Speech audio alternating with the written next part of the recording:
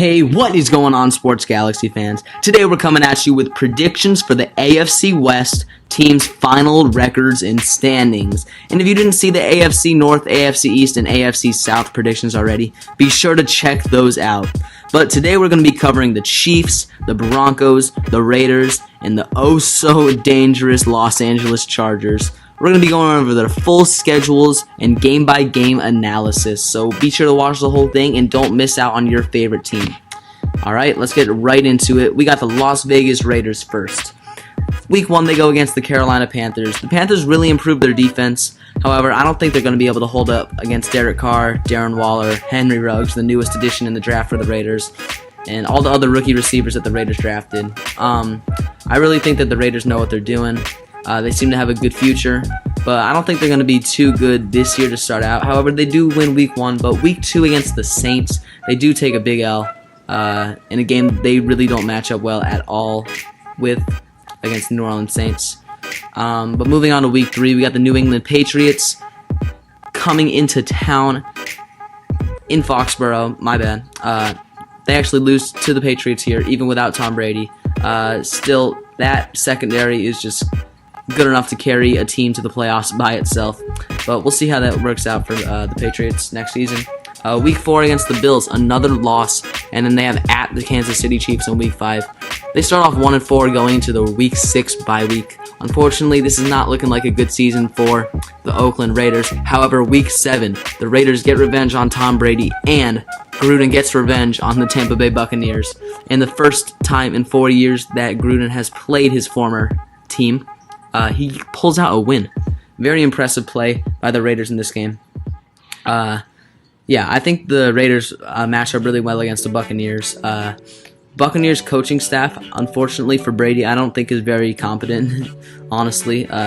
Bruce Arians gets a lot of hype for no reason, in my opinion. Like, I don't know. I don't really. I think the Buccaneers are going to be really good, but I don't think they're going to be able to beat the Raiders this season in this Week 7 matchup. Then Week 8 and 9, back-to-back losses for the Raiders.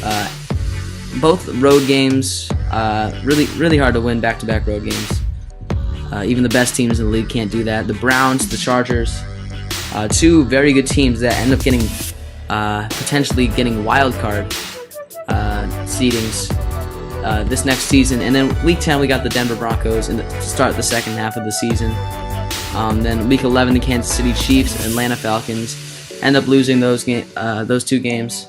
Going back to that Broncos matchup, they just split in Week 10 and 17, as you can see on your screen now. The Broncos lose the first matchup but end up winning the second one, but that matchup ended up being meaningless anyway. So at this point, the Raiders are pretty much out of playoff contention. They end the year 1-3, beating the Dolphins, who was a free win to begin the year anyway. So yeah, they finished 5-11. They stepped back from last year, but they got some good things going in Las Vegas.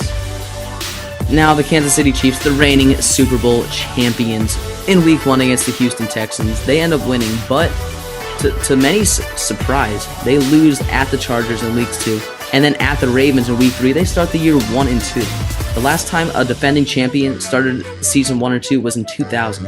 This is unheard of, but that's what we're going to predict to happen. They have an incredibly hard schedule. We end up having them go 12-4.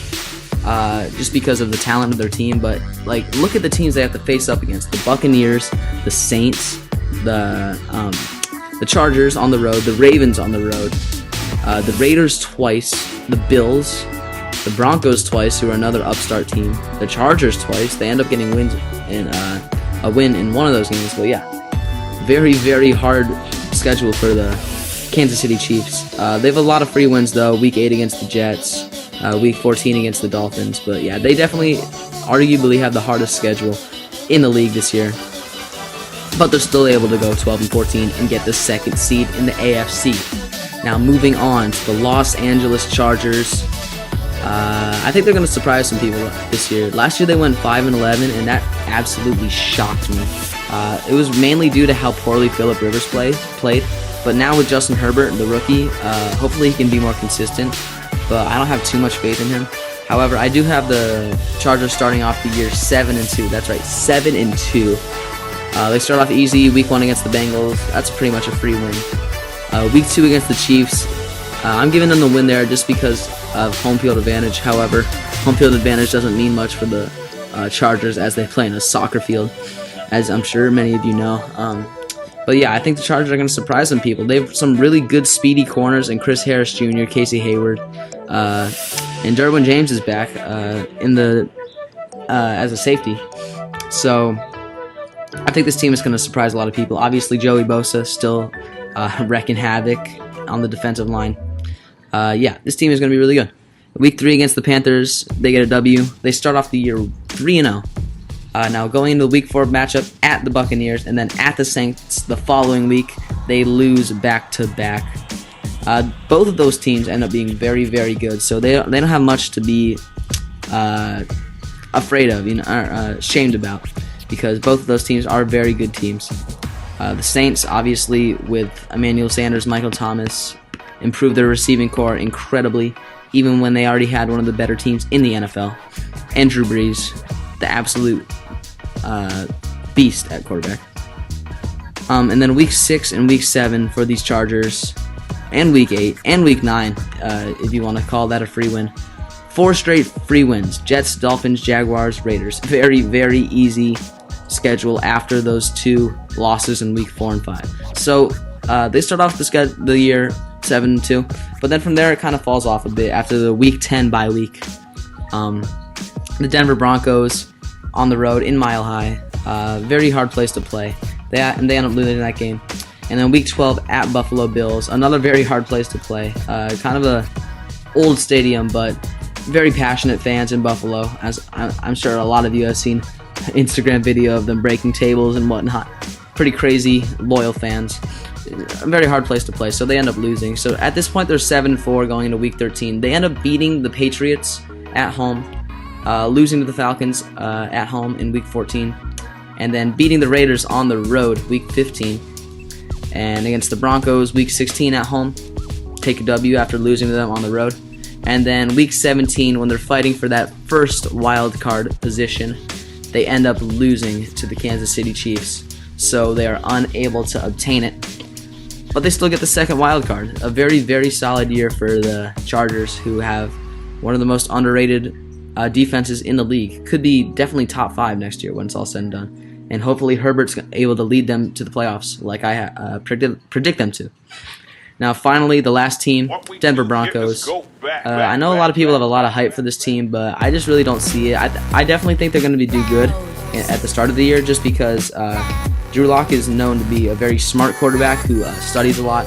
However, when it gets into it, big reason why Drew Lock won 4 of his 5 starts last year was because of his ability to study the opposing defenses really thoroughly before that, or he had like a very long time due to his injury to study the playbook and study opposing teams' defenses long before just 1 week's notice. So I don't think he's going to do good in the full 16-game season. But Week 1, they're going to surprisingly beat the Tennessee Titans at home in Mile High. But then Week 2 on the road against the Steelers, they're going to lose, unfortunately, against that incredible defense. But then Week 3 against the Buccaneers, they're going to rely on their passing offense, and they're going to end up pulling away a victory.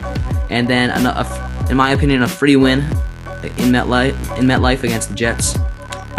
They start off 3-1, so very surprising start of the season for the Broncos. But many people will say that they predicted it, because a lot of people are on Drew Lock's dick. But then they start to fall off a little bit. They lose at New England and versus Kansas City in Week 5 and 7, but then a free win in there in Week 6. So at this point, they are 4-3 and going into their Week 8 bye. So the fans are feeling good, but you can feel the hype kind of dying down for Drew Lock. And then in Week 9 they lose, Week 10 they lose, Week 11 they get a win against the Chargers, but then Week 12, 13, 14, 15, it really goes downhill from there. The Saints, the Chiefs, the Bills, the Chargers, an incredibly hard schedule in the second half of the season. They end up going 6-10, unfortunately for them. And a season that looked so promising. Kind of unfortunate, but I do believe Drew Lock will be back, and he will learn to be a full season NFL quarterback soon.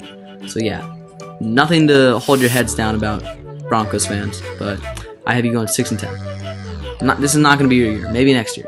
And then in the final standings, the Chiefs go 12-4 and get the 2 seed in the AFC. The Chargers go 10-6 and get the 2nd wild card.